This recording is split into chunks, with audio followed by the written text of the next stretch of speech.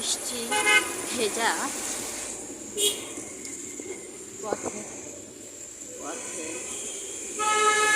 রিক্সাটা মাথায় গামছা পেঁচিয়েছে, কারণ বৃষ্টির পানি মাথায় বেশি লাগলে মাথা ব্যথা করে বা ঠান্ডা লাগতে পারে, এই জন্য। তো এই হলো ঢাকা শহর। আমরা বৃষ্টিকে ছাড়তে পারছি না। বৃষ্টি দুদিন পরপরই হচ্ছে, তবুও গরম যাচ্ছে না। আর কি বৃষ্টি হচ্ছে ঠিকই,